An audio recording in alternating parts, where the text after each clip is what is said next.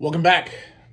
This is Wisconsin Shoe Guy, and I'm back from a brief hiatus just because I was traveling a lot for work and didn't have a lot of time to record videos. But today, I'm here to talk about the PTB, which is the origin of my shoe collection strategy. Was really all about this plain toe blucher. And I brought out 6 examples today to talk a little bit about it.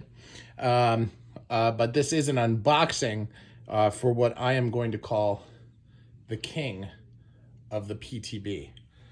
So stick with me here, folks, because this is going to be a little bit of fun. So we're going to start off with the calf skin, and this is like a standard calf skin PTB. This is from Crockett and Jones. This is the Lanark 3 and has a really strong rubber sole. You can see it doesn't have any fudging, no details.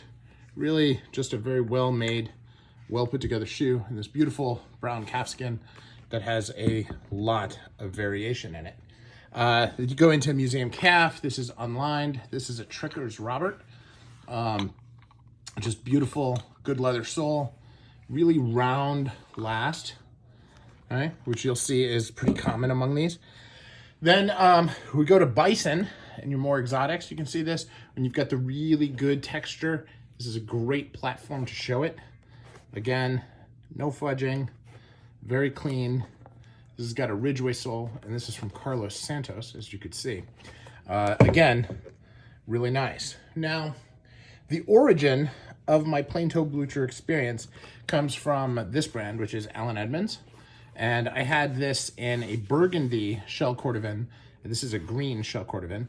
And in the past, they had this so that this was a different type of joint, more like the others. But they did this because it wears better, especially with shell. And here you can see they've done some fudging. They've got a storm welt on it, just like the others. Good double leather sole, although you can see that one of the midsole on this is pretty thin. So just an interesting way of doing it.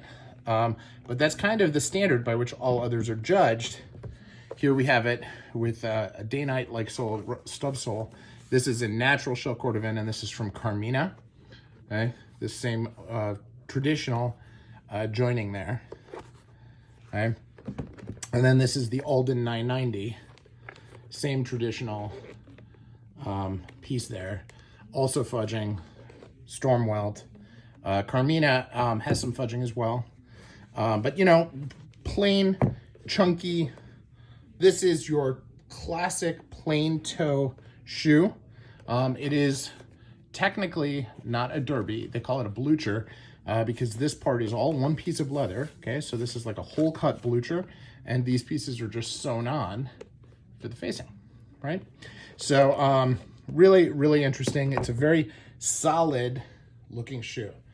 But even though Edmonds and Alden, Crockett and Jones have been around for a while, I'm not really calling them the king of this style. Now, why would that be? And here we have our answer. And I actually found this vintage pair in the box. This is a Florsheim Imperial Kenmore 93606 brown plain toe blucher. So let's take a look at what this is going to be. I've not opened this yet. This is the first time I'm looking at them. So obviously I saw the pictures on eBay when I bought them. So let's take a look. Now this is a NOS pair of shoes. Now NOS equals new, old stock. So never been worn, allegedly. Now you can decide for yourself. Now this is got your large fudging, really around the lacing, plain toe blucher, traditional joint here. This is brown shell Cordovan. Look at that sole. Now it's not perfect. You know, there's some manufacturing issues on it. Original V-plate, it looks like. Okay. Now, the insole looks like it has a little bit of wear, but that could just be age. Okay. And there is a heel pad in here, which I don't know that they did heel pads initially. So that's something that all of my shoe expert friends can tell me about. There is a tongue pad in here as well. Again, something I don't know that came with in the factory. So again, let me know. Most of you are more knowledgeable about vintage shoes than I am. I haven't actually had a vintage pair in a few years, pre-COVID. Now look at the size of the midsole compared to the sole. If you compare that to this pair of Allen Edmonds. Now this pair of Allen Edmonds is new, but that midsole is quite a bit bigger, almost twice as deep. The outsole is about the same. Now it's not JR, or if it is JR, I don't know that. But this is quite exciting for me. An original V-cleat. Now I've had the worn V-cleats and I had a couple of vintage pairs, which I've since sold. This is in my new size.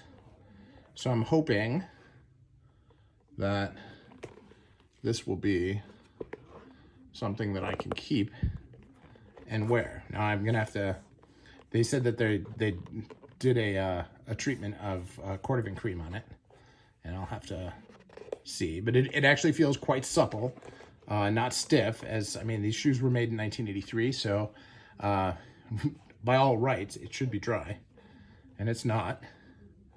So just looking forward to trying them out, getting them on the hoof, seeing what they're like. So, you know, not the original shoe bags, not original trees. Maybe I'll be able to find some of each out there. But check that out. You know, Florsheim was known kind of as the father of American footwear, and especially on the high end. And Allen Edmonds and Alden are great, but original Florsheim is some of the collector standard. Now, I've done a lot of research on V-cleat and a lot of the different websites about it. The price I paid for these, well, they were listed on eBay for over $500, and I did a 25% markdown, a little bit more than that actually, for my offer. And candidly, I was a little surprised that it was accepted. So grateful that it was. So, but brown shell Cordovan, here we are. Just a very classic style. And you can see how it relates to the other styles from the other makers, right? So you have your Santos, you have your Trickers, we'll put your Alden here, your Florsheim, your Allen Edmonds, your Carmina, Crockett and Jones, Trickers, and Santos.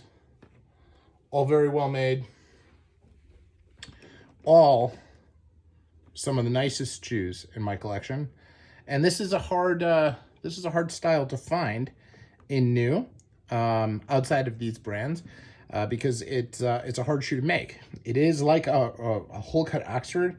This is easy to tear the leather. It's one piece, and if you tear the leather, then you got to do it again, right?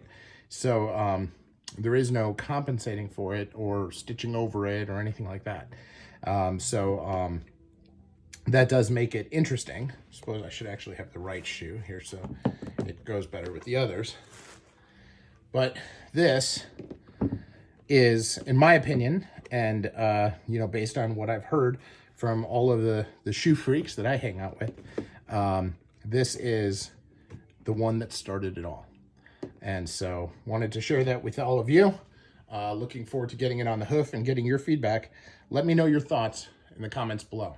And thanks for watching and sharing in this new exciting pair with me.